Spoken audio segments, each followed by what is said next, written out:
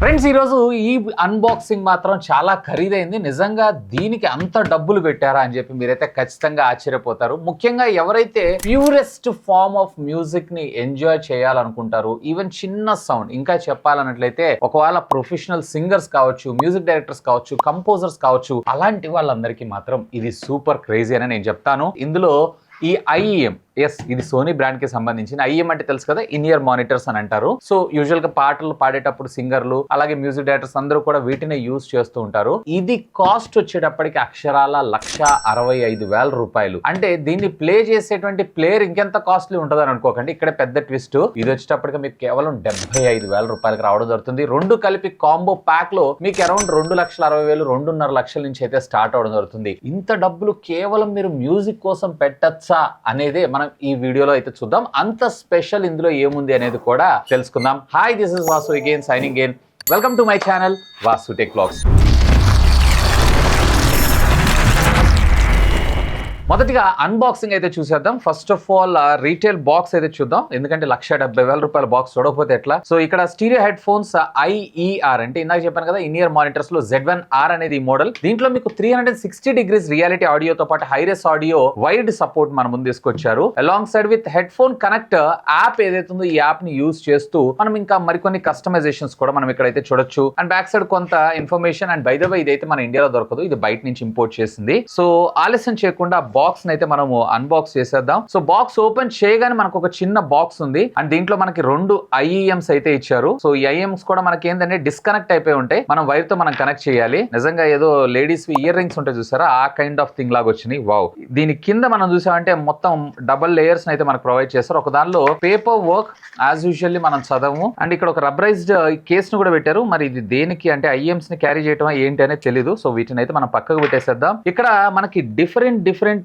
Sizes కి సంబంధించినటువంటి year tips అయితే మనకు ప్రొవైడ్ చేస్తారు. ఎందుకంటే ఒక్కొక్క ఇయర్ టిప్ ఒక్కొక్కలాగా ఉంటుంది కదా. అండ్ మరి ఇంత కాస్ట్లీ పెట్టుకుంటున్నాం, సరే కస్టమైజేషన్ కూడా కావాలి కదా. అండ్ అలాంగ్ సైడ్ విత్ ఇక్కడ 3.5 ఆడియో జాక్ ని కూడా మనకు ప్రొవైడ్ చేశారు. అండ్ మరొక 4.4mm సంబంధించి, అంటే మీ రిక్వైర్మెంట్ ని బేస్ చేసుకొని మీరు వీటిని అయితే యూస్ చేసుకోవచ్చు. ఇక్కడ మీరు చూసారు కదా. సో 2 రకాల డిఫరెంట్ జాక్స్ అయితే ప్రొవైడ్ చేశారు. అంతే, ఈ బాక్స్ లో ఇక వీటిలో అయితే ఏం లేదు. వీటన్నిటి మనం పక్కకు పెట్టేసేద్దాం. నాకైతే మీడియం ఇవైతే తీసుకుంటున్నాను. అండ్ ఇక్కడ మనకి 2 సిలికాన్, ఒకటి వచ్చేటప్పటికి కొంచెం మనకి థెర్మోకోల్ కైండ్ ఆఫ్ ఫినిష్ తో వస్తుంది చూసారా సిలికాన్ లో. సో ఆ కైండ్ అయితే మనకు ప్రొవైడ్ చేశారు. మనకు కావాల్సినటువంటి రిక్వైర్మెంట్ వాటిని మనం ఈ విధంగా అయితే ప్లేస్ చేసుకొని, జస్ట్ ఇక్కడ ఉండేటువంటి పిన్స్ ఉన్నాయి చూసారా. ఫర్ ఎగ్జాంపుల్ ఇక్కడ మీకు రెడ్ ఉంది. సో రెడ్ కి రెడ్ మీరు ఇట్లా పిన్ అప్లై చేసేస్తే సరిపోతుంది. ఆటోమేటిక్ గా మీకు ఇక్కడ ఇది ఉంటుంది. అండ్ ఇది ఊడట్లేదు కూడా, పర్వాలేదు. అంటే ₹160,000 కదా, అలా తయారు చేస్తే ఎలా, ఇది చూసారా, తిప్పుతున్నా కానీ ఇది డ్యామేజ్ అవ్వట్లేదు. అండ్ బై ద వే, ఇది వచ్చేటప్పటికి జస్ట్ మ్యాగ్నెట్ తో లాక్ అవుతుంది అంతే. నిజంగా చాలా టఫ్ ఇచ్చారు. అండ్ సేమ్ అట్లాగే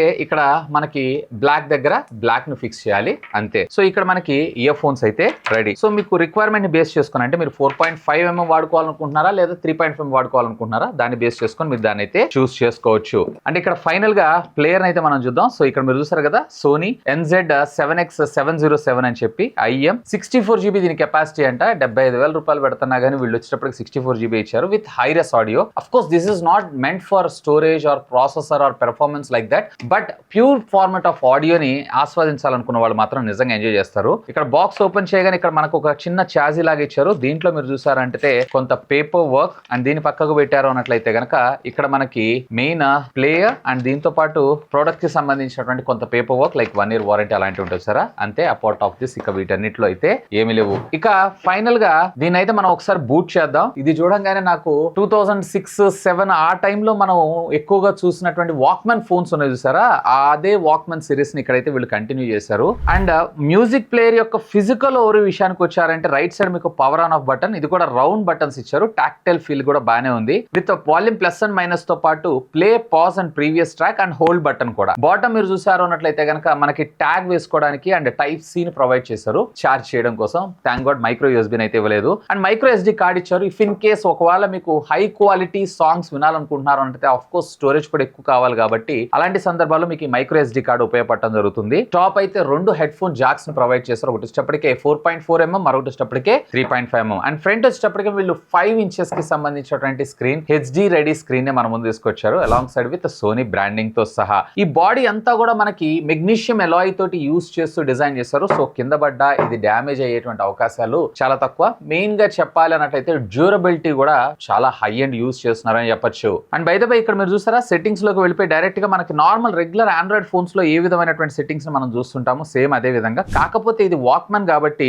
వాక్మన్ కి సంబంధించినటువంటి యాప్ డిఫాల్ట్ గా సోనీ మనకి ఇందులో ప్రొవైడ్ చేయడం జరిగింది. సో ఇందులో కూడా మీరు డైరెక్ట్ గా సెట్టింగ్స్ లోకి వెళ్ళి DSD అవుట్పుట్ అలాగే data base and DSD update వీటన్నిటిని కూడా మీరు ఇక్కడైతే కస్టమైజ్ చేసుకోవచ్చు. అంటే డైరెక్ట్ గా టైప్ సి నుంచి డైరెక్ట్ గా మీరు ఏదైనా డిజిటల్ వాటికి యూస్ చేసుకోవాలనుకుంటున్నారు అన్నట్లయితే కనుక. ఈవెన్ ఇంతే కాదు దీంట్లో మనకి కంట్రోలర్స్ కూడా ప్రొవైడ్ చేశారు డైరెక్ట్ సోర్స్ ఆన్ అని చెప్పి. సో ఇక్కడ డైరెక్ట్ సోర్స్ ఆఫ్ చేసుకున్నారు అన్నట్లయితే కనుక ఇక్కడ ఉండేటువంటి ఈక్వలైజర్స్ మొత్తాన్ని మీరైతే కస్టమైజ్ చేసుకోవచ్చు. సో ఆన్ చేసుకోవటం ఆఫ్ చేసుకోకపోవడం అనేది depends upon me requirement base చేసుకొని మీ యూసేజ్ ని బేస్ చేసుకొని మీరైతే కస్టమైజ్ చేసుకోవచ్చు. లైక్ ఇందులో మీకు వచ్చేటప్పటికి ఈక్వలైజర్ ఫీచర్ ఇచ్చారు అండ్ దీంతో పాటు డైరెక్ట్ అల్టిమేట్ ఎలా ఉండాలి ఏంటి అనేది అండ్ దీంతో పాటు మనకి DC ఫేజ్ లైనైజర్ ను కూడా ప్రొవైడ్ చేశారు అండ్ డైనమిక్ నార్మలైజర్స్ ఏవైతున్నాయో వీటిని కూడా మనం ఆన్ ఆఫ్ చేసుకునేటువంటి ఫీచర్స్ అన్నిటిని కూడా ఇందులో మనకైతే ప్రొవైడ్ చేస్తారు. లైక్ మ్యూజిక్ సంబంధించి కస్టమైజ్డ్ ఈక్వలైజర్స్ మనం ఎక్కువ వాడుతూ ఉంటుంది సార్ సేమ్ అదే విధమైనటువంటి ఫార్మేట్. దీంతో పాటుగా వీళ్ళు మనకి స్పాటిఫై మ్యూజిక్ ప్లేయర్ తో పాటు